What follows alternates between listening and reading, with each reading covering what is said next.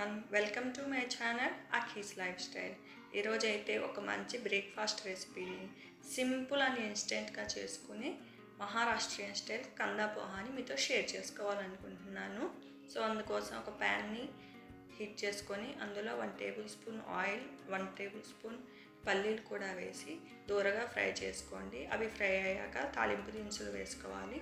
1/2 tea spoon ఆవాలు, జీలకర్ర, మినప్పప్పు, చనాదాల్ అన్నీ కలిపి 1 టేబుల్ స్పూన్ వేసుకొని దూరగా ఫ్రై అయ్యాక అందులో సన్నగా పొడవుగా తరిగిన ఒక ఆనియన్ని కూడా వేసుకోండి. 2 పచ్చిమిర్చి సన్నగా తరిగినవి, ఒక గుప్పెడు కరివేపాకు కూడా వేసి బాగా ఫ్రై చేసుకోండి.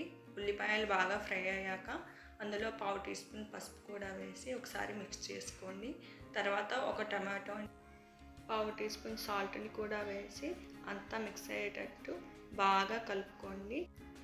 తర్వాత దాని మీద మూత పెట్టి టొమాటో మగ్గేంత వరకు 1 మినిట్ సిమ్లో మగ్గించండి.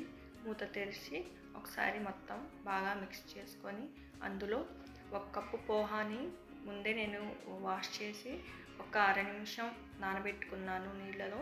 తర్వాత నీళ్ళన్నీ పంపేసి ఇలా 10 మినిట్స్ పక్కన పెట్టేస్తే డ్రైగా అవుతాయి. సో అలా చేసిన పోహాని దాంట్లో వేసి మళ్ళీ ఒక 1/2 టీ స్పూన్ సాల్ట్ని కూడా వేసి బాగా మిక్స్ అయ్యేటట్టు కలిపి ప్యాన్ పైన మూత పెట్టి 1 నిమిషం లో ఫ్లేమ్లో అయితే ఉంచండి. అప్పుడే ముందు చేసిన తాలింపు అంతా మనం వేసిన అటుకులకి బాగా పడుతుంది. సో ఫైనల్గా అయితే కొత్తిమీరని వేసి ఒక ప్లేట్లో అయితే సర్వ్ చేసుకోండి. దాంట్లో సన్నగా తరిగిన ఉల్లిపాయలు, కొంచెం నిమ్మరసం పిండుకొని తింటే టేస్ట్ అయితే చాలా బాగుంటుంది. ఈ రెసిపీ మీకు నచ్చినట్టయితే లైక్ చేయండి, నా ఛానల్ని సబ్స్క్రైబ్ చేసుకోండి. Thank you.